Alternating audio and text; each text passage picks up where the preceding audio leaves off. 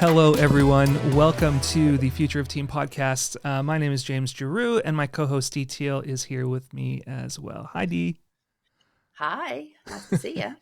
Well, this week we are taking the lid off of a topic that causes the most confident of people to squirm in their seats when they are on the receiving end of it, and it is the whole idea of navigating salary conversations.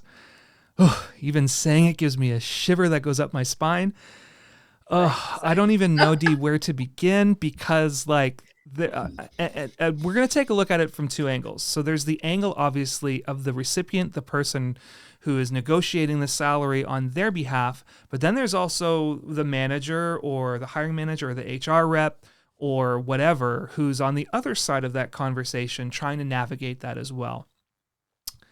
I don't even know where to begin, but there it is. That it is obviously a big deal. So the first question is, why is that such a big deal? And when you lay it out like that, the first thing that I hear is the immediate conflict, right? You've got a company that has limits on their budget that only wants to pay a certain amount, and you've got a recipient, an individual contributor on the other side of that going, I want more money. And so immediately there's a tension just even in that, even if in the company that wants to give everybody just the most beautiful experience of working, assuming that there are companies out there that are like that, there is still that conflict. And so is that the thing? Do you think that's the thing that is the first layer in that? Why is this conversation so awkward? I think because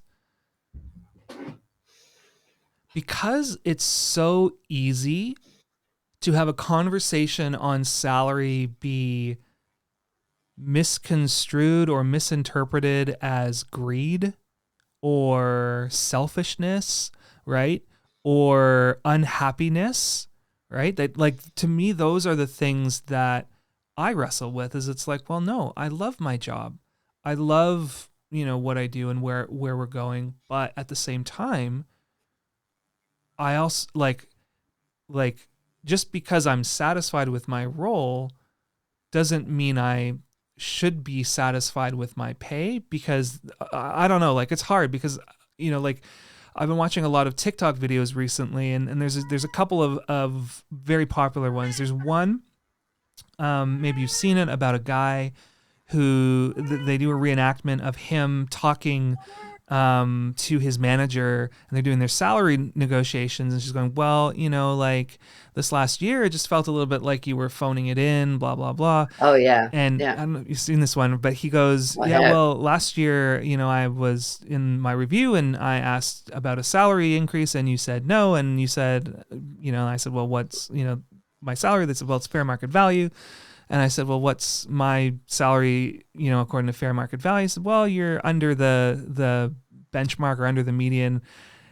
And they still said no to a salary rise, right? And it's like, that to me is the kind of thing. Well, it's like, yeah, there's Value. that tension, Do right? you know the word that jumps? Well, the word that jumps out of me there is value. Yeah, What do you value? yeah, And so I think for an individual contributor coming to a salary negotiation, there's that sense of, I know what I value, and I know what I value, or I think I know how much I am of value. Or there's that tension of if there's the imposter also involved, yeah, going, maybe I'm not as value. That brings attention to the conversation in terms of, I undervalue or overvalue myself, and then again it's that tension for the employer of, this is how much we value you. And in that example, that TikTok example, they did not value him even at fair market rate. And so the value, I feel like that word value is perhaps a critical marker in this conversation around, what do you value, what as an employer. Well, one of the things As an employer, yeah, interesting. we talk a lot about this idea of trust and creating a safe space or psychological safety, and how important those are to, these kinds of conversations. And this is, I think the other side to it as well, just as you were talking about value, is these are natural conflict points because you've got two people Sure. with two opposing views or with two positions that are not at the same spot. And nobody really likes conflict. I mean, some people do, but not really. Like, I can handle Yeah. conflict with my mother, right? But I don't think I really want to have conflict with my boss, right? It's just a totally Right. different thing. Yeah. And it's like it's I guess the like one of the things I always wonder about is there a way for salary negotiations to be something that can be done in a psychologically safe way where we can actually minimize the conflict while at the same time still creating space for both sides to be heard, right? And for value to be communicated. Sure. I have lots of thoughts about that. But I mean, I guess so we're kind of talking about the why these things are so awkward. Mm. But what are some of the steps then that we can take to make that less awkward? Is the first thing things like transparency in your job ads, right? Yeah. I mean, where what are some of those steps in that direction that get you to a point where there is less of that conflict or less of that dissonance between what I value and what I think I am valued at and what my employer also feels. So do we is that where we go? We go back to the start of Yeah. acquisition, salaries, jobs. Yeah.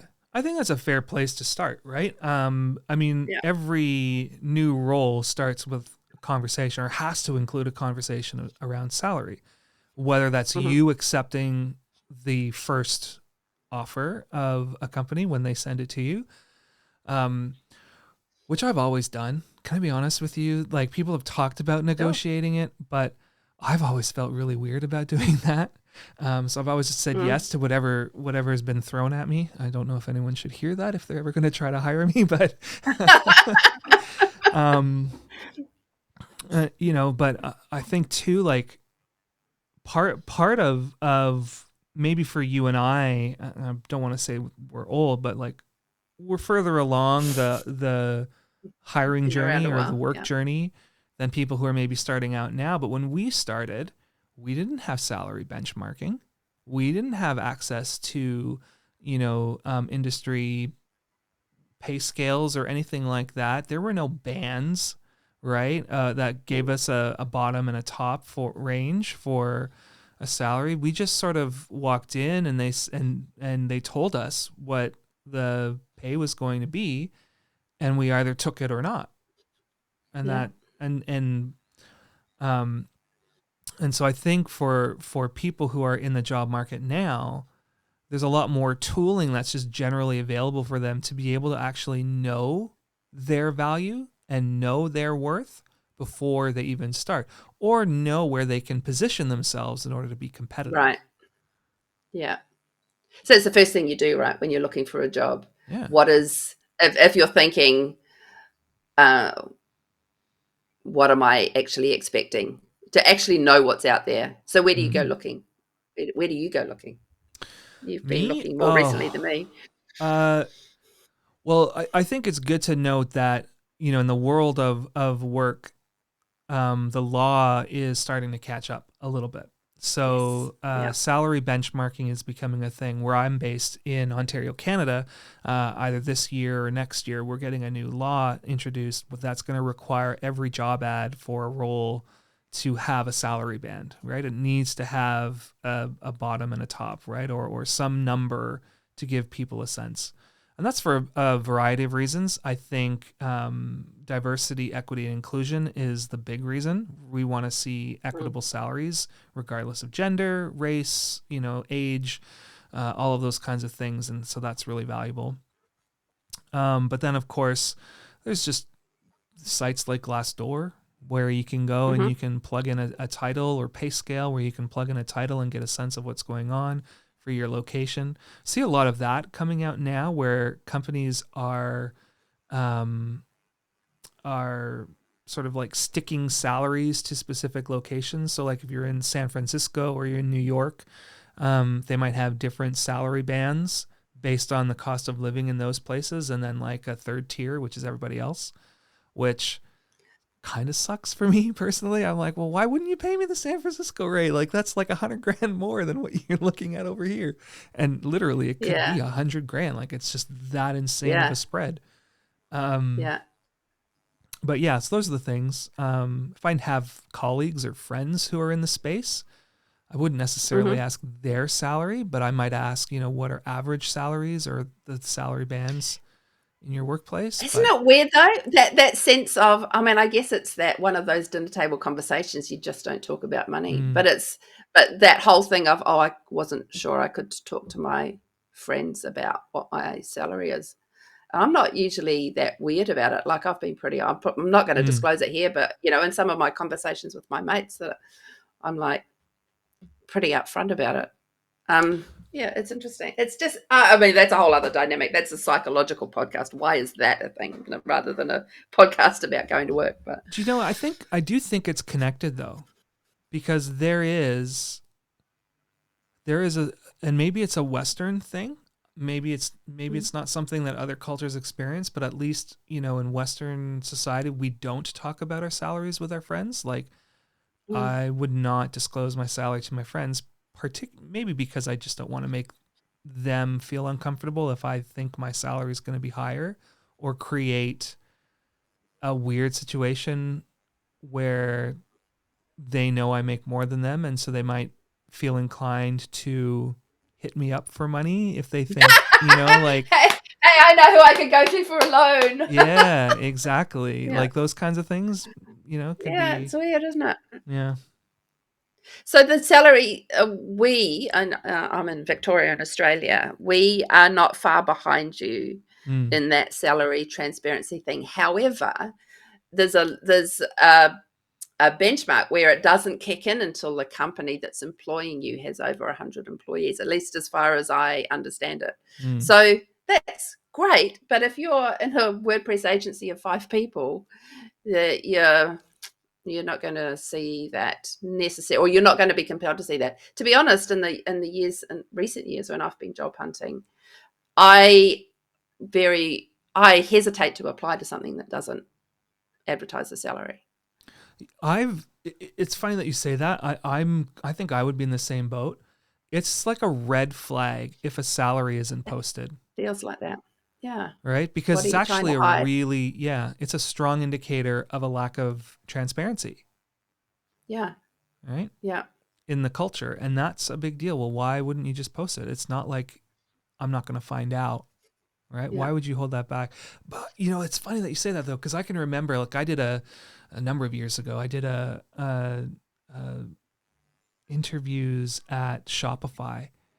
And I was looking to get in there, and we didn't, like, you just didn't talk about salary until like the third or fourth round. So you've already invested hours and hours and hours of time into this interview process before anybody even starts talking to you about salary, right? I've been on the other side of that conversation where Yeah. we didn't advertise salary. We posted the ad. We had somebody that get down to the interview process, and within 2 minutes in that interview, I knew there was just no way we were going to meet his salary obligations. And then I was in that awkward position.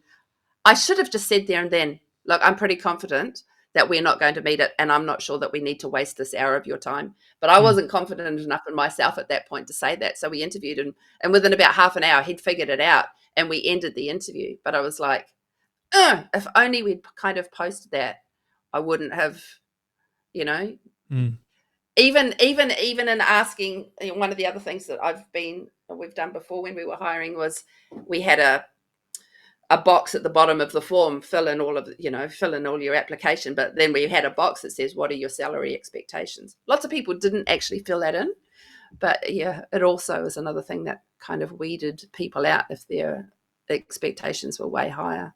I'm not I, sure that that's a fair way of weeding things out personally, but yeah, it's interesting that you say that, because like if you write down your salary expectations, the question is always, well, what if I'm way off?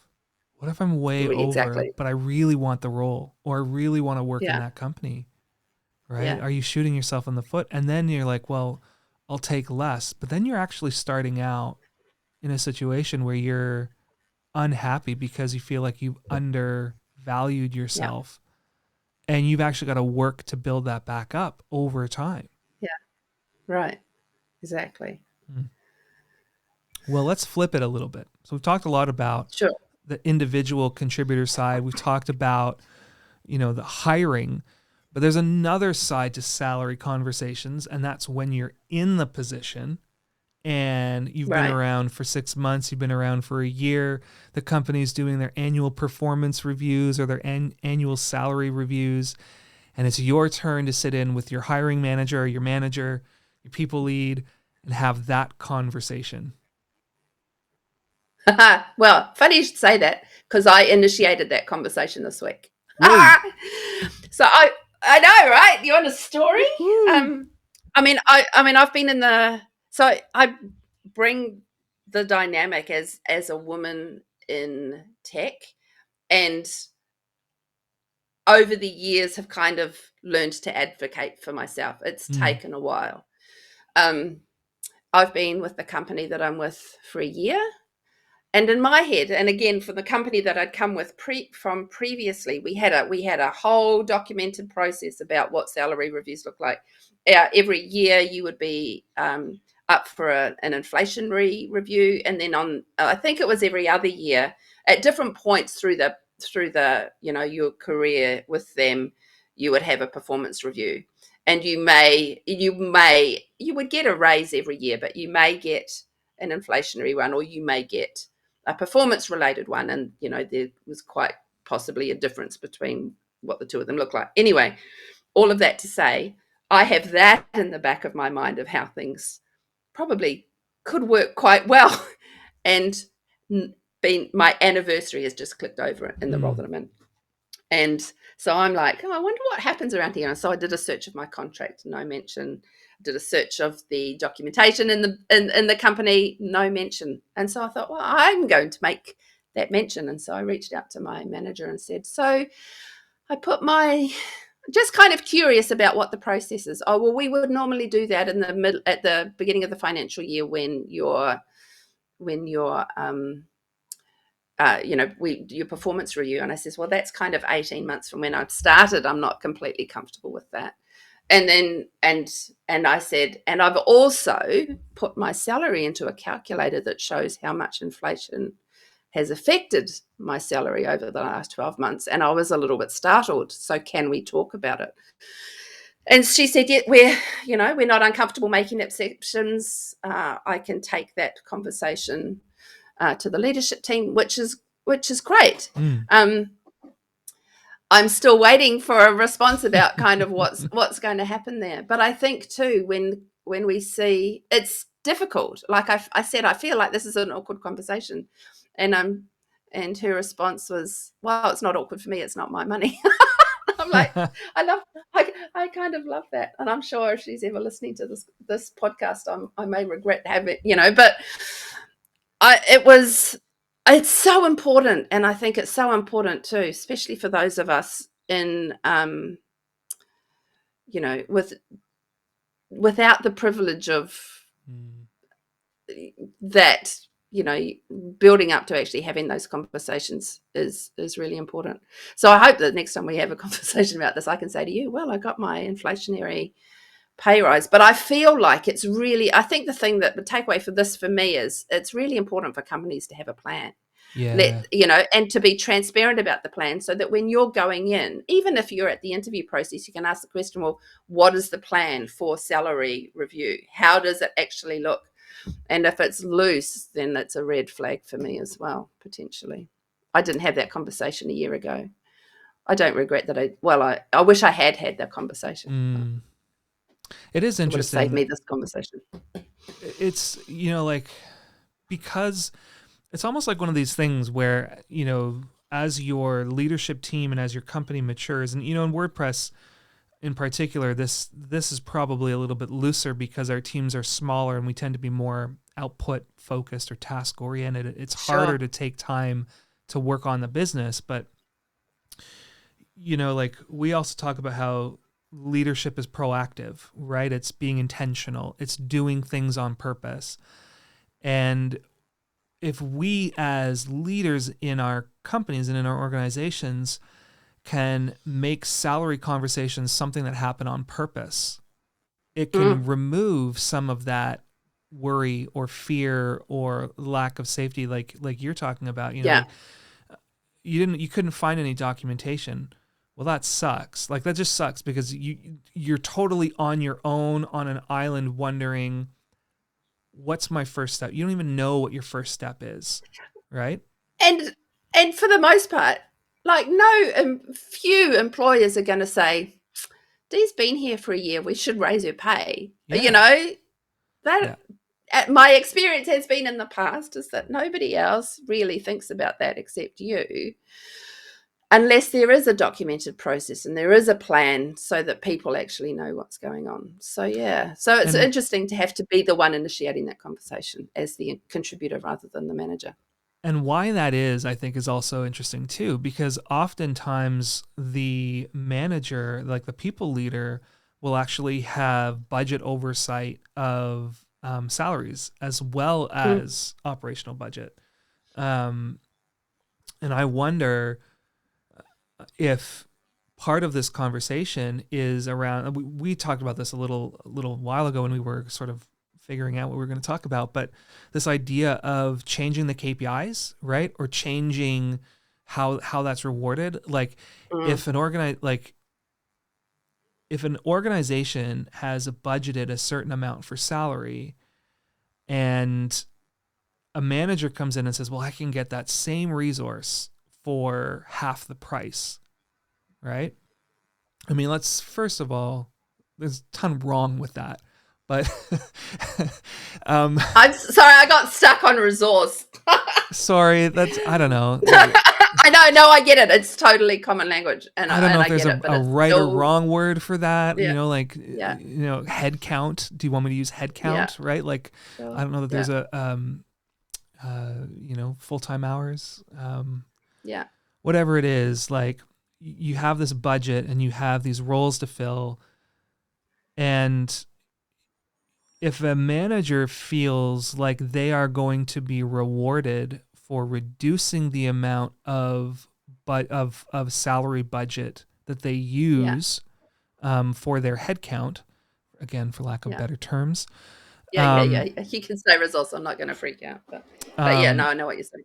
then that's creating that starts that conversation in the wrong spot, I think, or Mm, that's a culture opportunity for some fixing. mm, And if we can make the KPI how much of their salary budget were they able to spend, and change, like, hey, not only did we hit our salary expectations, everyone's getting paid around what we expect them to be paid based on the budget that we've set, but also start to like make those performance KPIs or the ROI of that salary spend higher. I think mm. that's going to be better, because I think when you pay somebody more, maybe this is just my wishful thinking, when you pay somebody more than what they expect for the role, they work hard, right? When people feel like they're Sure, being paid yeah, equitably for the work that they do, they'll work for it, right? yeah, And they'll come to work and they'll be energized and they won't grumble, and there'll be a lot less disengagement. So I yeah. don't know. Maybe that's my wishful thinking. I don't know, but yeah. Here's a question for you. I inflation and how that, thinking about Mm. my, putting my what my salary has devalued by over the course of the 12 months. Um, if you're in a, you know, running a business and you're raising your prices to account for inflation, do you automatically raise your salaries for inflation as well? I feel like if you're raising your prices for inflation, you have to expect that your salaries are going up for inflation. That's why you're raising your prices, because your costs are going up. Mm-hmm. So yeah, I guess the question behind that question is, should employers just go, well, we've just raised our prices, we should also raise our salary? Again, employers aren't going to naturally, the first thing they're going to go is, oh yeah, let's spend more money. I don't know. I would love it if it was that straightforward. Oh, we're raising our prices, so I'm going to put the salaries up. No. Yeah. Well, I'm not running a business. I don't have to, I figure that mean, out. there is that. I guess the way I look at it too is where I've worked in different companies and in different situations, and there's revenue, there's expenses, there's um, profit, and there's operating profit, right? And that operating profit number is often just a percentage, right? So when they look at salary expense, or they look at overhead for tooling or whatever, um, the number that I've seen some companies emphasize is, well, we want to maintain 20% operating profit, and of that 20% operating profit, we allocate X number of dollars as profit share. We allocate X number of dollars as dividends to shareholders, whatever that looks like, right? But that operating profit as a percentage becomes the important number. So if our revenue Hmm. goes up by X percent, we increase our operating profit by X percent. But if it just depends on your company too. Some might see that as a win, but if your goal is to maintain an operating profit of 20%, let's say, and your price rise results in a 25 or 28% increase, Right. You put you that. know, Yeah. that has other implications on taxes, on all these other things. And so you actually might be more inclined to do salary increases in order to maintain that Mm. operating profit, so that as you're forecasting your tax spend, right, you're not negatively impacting, because maybe that pushes you into a different Cool. threshold, right? Like there's Yeah. all those kinds of considerations that, Never even occurred to me. This is this is yeah. why I don't run a business. But yeah. Okay, that's really helpful. Thank you. So from my perspective, proactive organizations are ones that are looking at those numbers and going, okay, yeah, operating profit is where, at this band we want to live in. So if we raise prices, we're doing that because we have X number of dollars we want to invest in maybe new technology or new product development or whatever that results in new hires or whatever, so that they could do it that way. Or your existing team and existing salary is where you look for that increase. Um, Hmm. but Cool. yeah, so that's just one side of it. But um, Yeah. Yeah. so on the inflation side, that's where I think that fits. I do think we've sort of been floating around this conversation a little bit, but to bring it back, like as managers going into these conversations,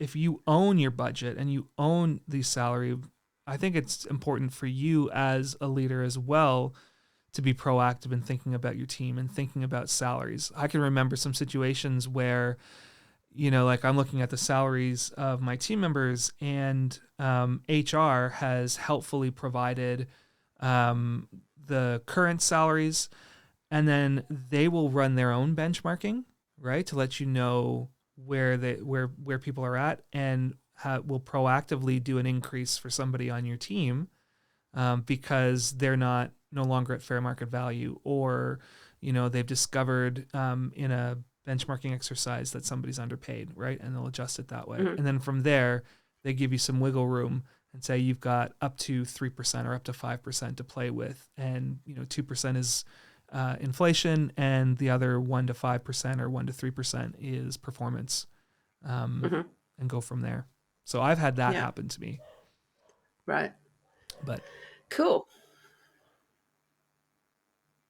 Yeah. I'm just trying to think kind of I think in my last role, when I was actually management rather than individual contributor, which is what I am now, that we had it a little bit differently, in that we were in the process. In fact, we did actually kind of get to the point where we had a whole progression framework, and we were mapping where people's roles, and we weren't at a place at that point where everybody neatly fit in, because there'd been different conversations had and different negotiations had throughout the years, but we were moving closer to that point where you could see the matrix of, what progression looked like for the role that you were in.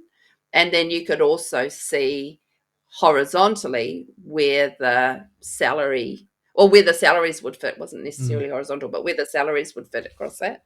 And that was really helpful from that, again, that transparency point of view of you kind of knew, well, I'm going to fit within this box. As a manager, we knew where people should expect to be. If they were overperforming, you could certainly tell by measuring against that matrix, and could, negotiate salaries on that perspective. And I found that really helpful. And I guess it all, again, my favorite word, in this whole space is transparency. And Mm. so that getting to a point where that's possible is a long road, particularly when you've got a lot of staff and you're, trying to lever people into kind of those benchmarks. But that was certainly really helpful.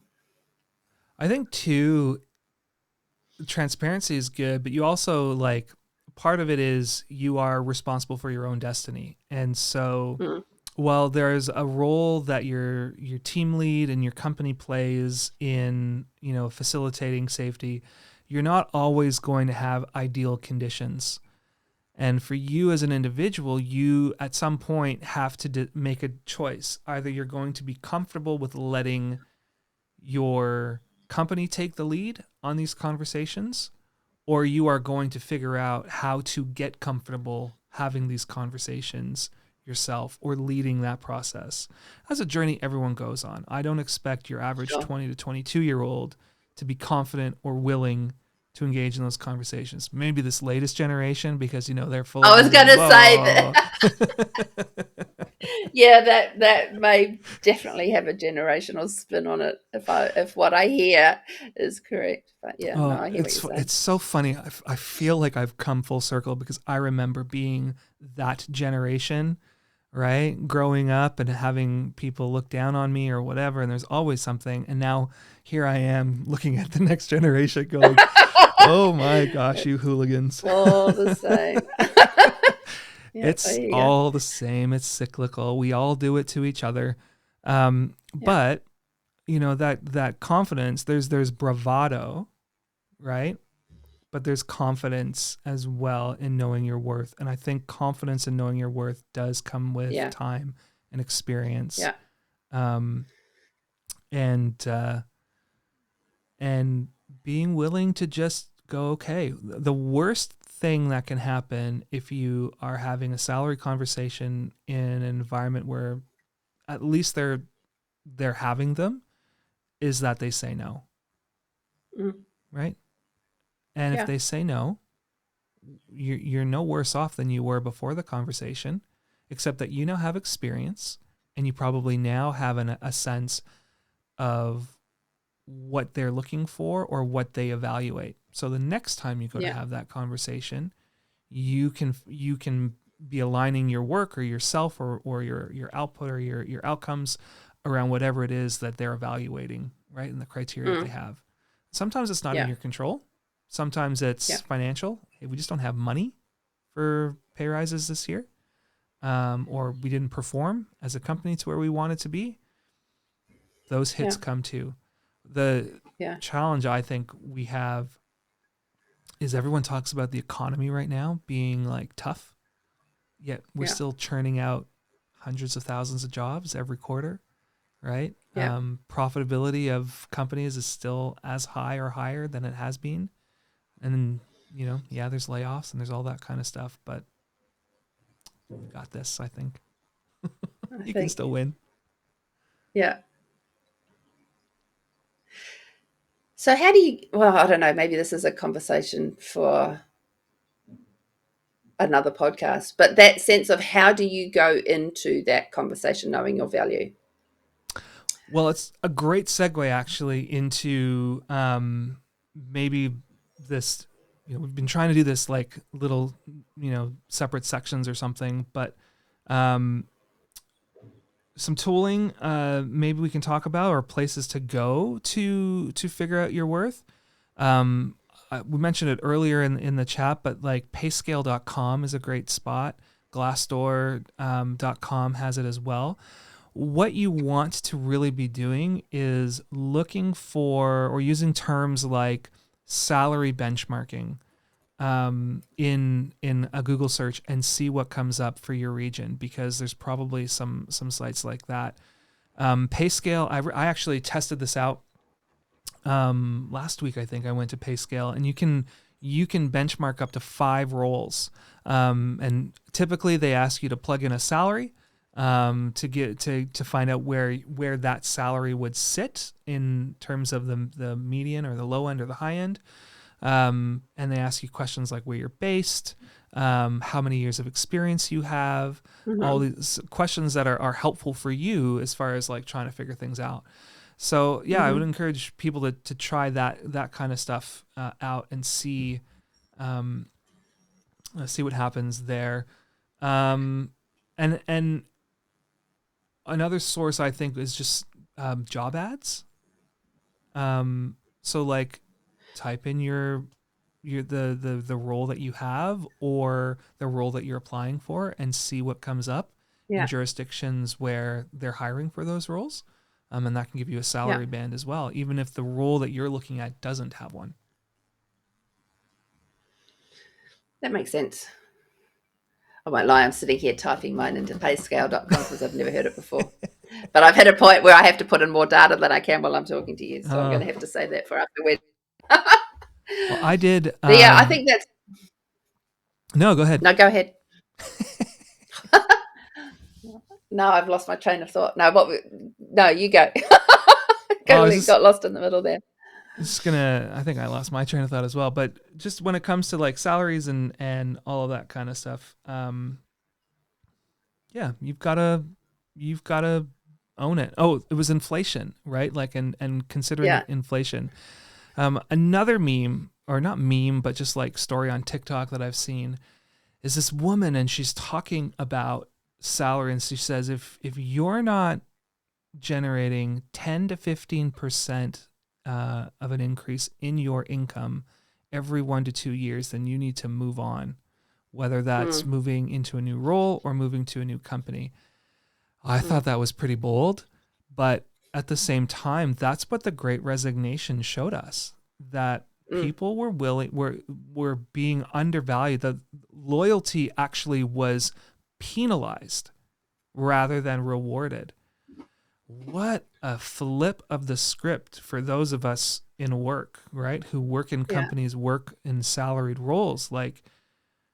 I like sure there's the guarantee, quote unquote guarantee, right, of your role, but if you're walking alongside someone and they're making flips every 1 to 2 years and their salary is growing by 10 to 15%, Yeah. 5 to 10 years down the road, they're making 100% more than you. a Yeah. Yeah. hundred percent more than you. Yeah. Like it's unreal to me. And I think for you want to talk about the business case for salary conversations and having a transparent culture and having openness around it. If you want to keep your people for longer than 1 to 2 years, you better have figured out how to increase your salaries. And no employer wants to have 100% salary growth after 10 years. Like that just seems No. ridiculous, right? But figure something out, right? Yeah. So that your team is not on the lookout and running away every 2 years, because that's just Yeah. as expensive. Yeah, for sure.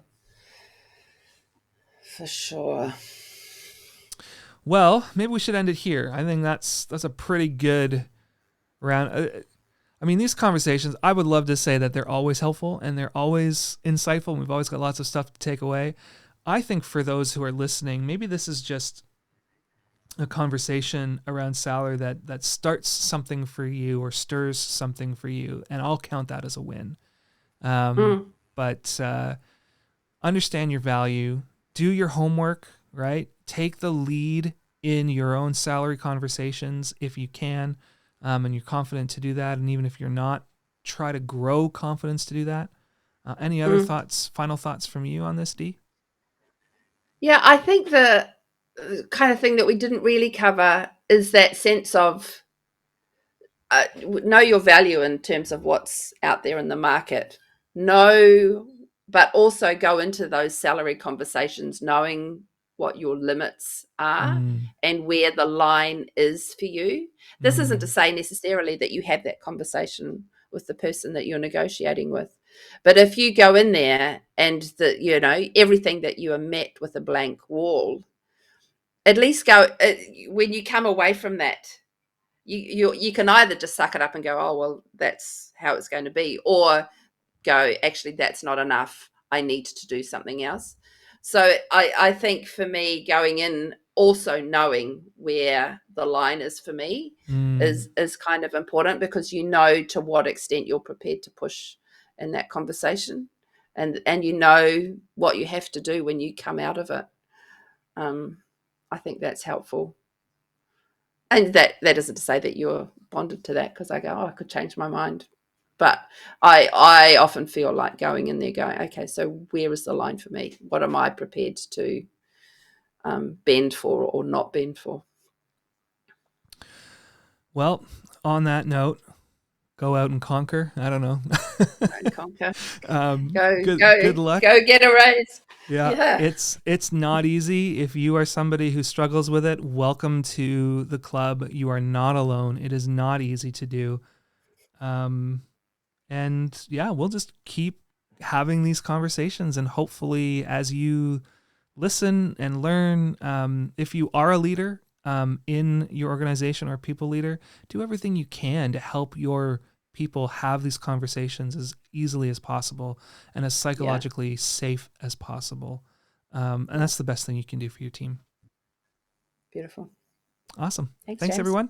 That was fun. If you have not yet, like this, subscribe to this, whatever the thing is to show us that you're here. We'd love a comment or two about this content.